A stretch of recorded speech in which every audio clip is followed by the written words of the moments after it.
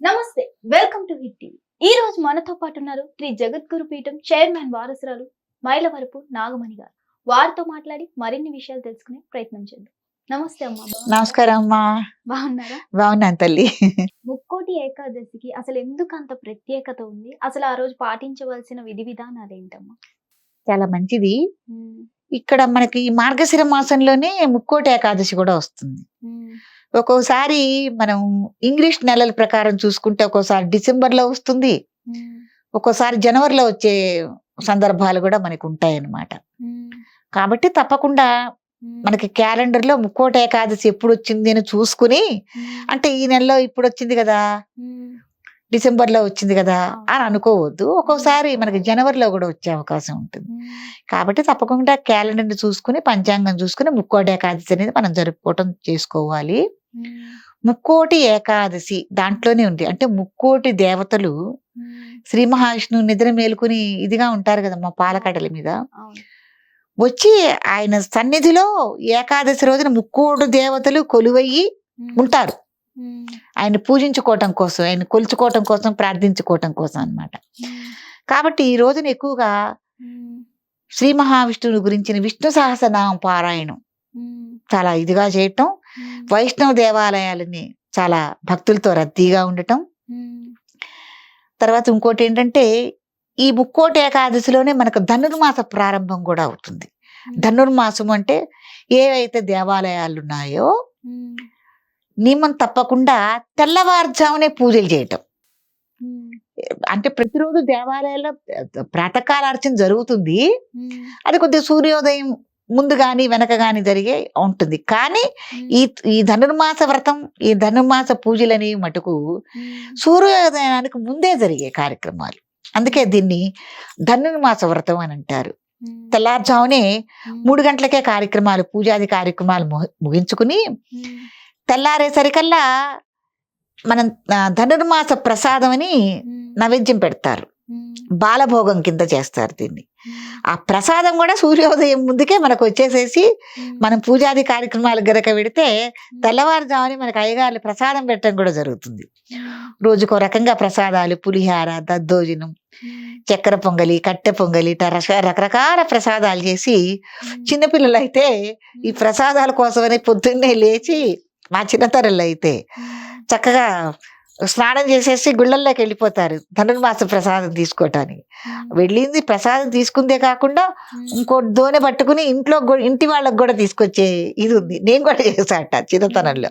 కాబట్టి చాలా బాగుంటుంది. ప్రాతకాలంలో చేసుకునే పూజ కదమ్మా, మనసు లగ్నం అవుతుంది. చక్కగా శ్రీ మహావిష్ణువు ఆరాధన చేసుకోవటం ధనుర్మాస వ్రతం ప్రారంభం. మనం కార్తీక మాసంలో వ్రతం ఎలా చేసుకున్నామో ధనుర్మాసం మొత్తం కూడా అదే పూజా విధానాలు శ్రీ మహావిష్ణువు గురించి. అవి మనం వెంకటేశ్వర స్వామి ఆలయాలు కావచ్చు, కృష్ణ ఆలయాలు కావచ్చు, నరసింహస్వామి గుళ్ళు కావచ్చు, ఏవైనా సరే వైష్ణవ ఆలయాలు, తిరుమల లాంటి పెద్ద పెద్ద క్షేత్రాల్లో కూడా చాలా గొప్పగా ధనుర్మాసం గురించి చేస్తూ ఉంటారు. అంటే ప్రాతకాలంలో సూర్యుడు ఉదయించక ముందు చేసే పూజాది కార్యక్రమాలు, ధూపదీప నైవేద్యాలు ధనుర్మాసం. అట్లాగే ఎక్కువగా ధనుర్మాసంలో గోదాదేవిని కూడా మనం, అంటే మనకు ఆదిలక్ష్మినే అక్కడ గోదా రూపంతో అమ్మవారిని కొలవటం, పూజ చేసుకోవటం, ధనుర్మాసంలో చివరి రోజుల్లో గోదా కళ్యాణం చేయటం, ఇవన్నీ కూడా మనం చేస్తూ ఉంటాము. ఏకాదశి చాలా ముఖ్యమైనది అనమాట. అంటే శ్రీ మహావిష్ణువు మేలుకొని ఉంటారు. కొన్ని రోజుల్లో యోగ నిద్రలో ఉంటారు కదమ్మా, పరిపూర్ణంగా మేలుకొని ఉంటారు. కాబట్టి చాలా ఉత్తర ద్వార దర్శనం. ఇప్పుడు మనం ఏ దేవాలయాల్లోకి వెళ్ళినా కూడా దేవాలయాన్ని అనుసరించి తూర్పునో పడమన్నో ఏదైనా దర్శనం అనేది ఉంటుంది. ఆ ద్వారం గుండా మనం వెళ్ళి దర్శనం చేసుకోవటం. కానీ ఈ రోజు నుంచి మనం ఉత్తర ద్వార దర్శనం, అంటే ఉత్తర వైపుగా ఒక గుమ్మం అనేది ఉంటుంది ప్రతి ఆలయానికి.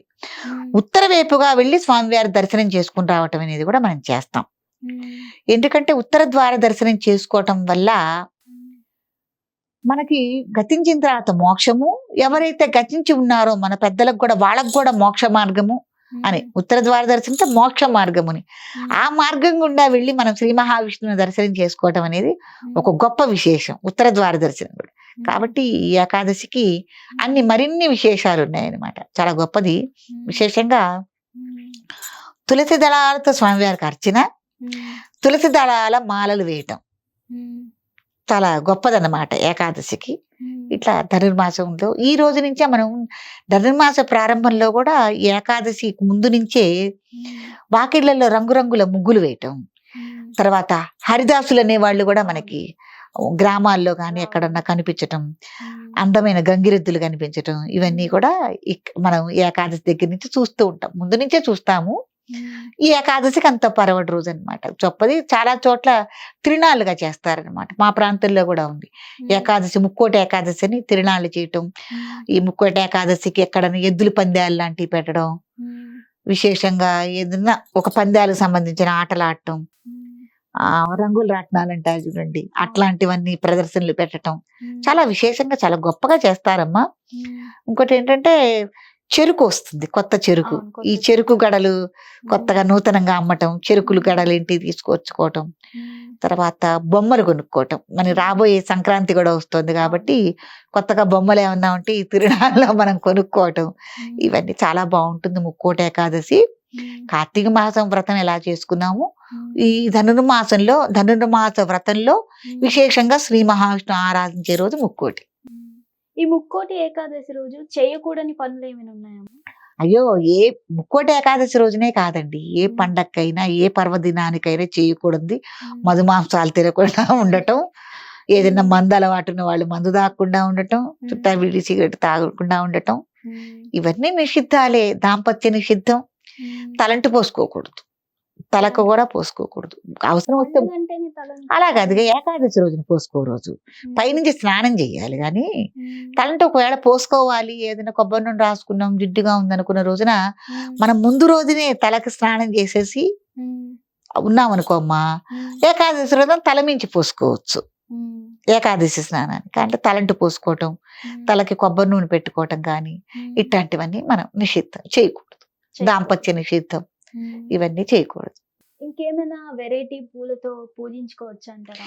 ఎందుకంటే అండి, ఈ సరస్సులన్నీ కూడా చక్కగా పుష్కలంగా నీళ్లతో ఉంటాయి, వర్షాలు కూడా వెనకెట్టాయి కాబట్టి ఎక్కువగా చెరువుల్లో మనకి లభించేవి ఏంటంటే కలువ పూలు, కమలం పూలు, ఇవన్నీ విశేషంగా వస్తాయి కాబట్టి శ్రీ మహావిష్ణువుకి మహాలక్ష్మికి కూడా చాలా ప్రీతికరమైనవి. కాబట్టి ఏం చేయాలంటే ఈ పూలతో విశేషంగా పూజ చేయటం అనేది మనకి తరుణంలో వచ్చేవి కదా. శ్రీ మహావిష్ణు ఆరాధన చేయటం, 108 పూలు ఎన్నో అనుకుని విశేషంగా అర్చన చేయటం అనేది, ఈ పూలతో హోమం కూడా చేయటం అనేది, భగవద్గీత పారాయణం ఒకటి చేయటం అనేది, ఆ తర్వాత విష్ణు సహస్రనామాలు చదువుకోవటం, విష్ణువుకు సంబంధించిన ఏదైనా పురాణాలు ఇతిహాసాలు ఉంటాయి కదమ్మా, వాటిని మనం చదువుకోవటం, ఇటువంటి కార్యక్రమాలని చేయొచ్చు. తర్వాత ఎక్కడైతే వైష్ణవ దేవాలయాలు ఉన్నాయో ఆ దేవాలయాల దర్శనం కోసం మనం చిన్నదిగా ఏదైనా యాత్రగా చేసుకుని అలా వెళ్ళటం కూడా చాలా విశేషం, చాలా గొప్పది. ధన్యవాదాలు.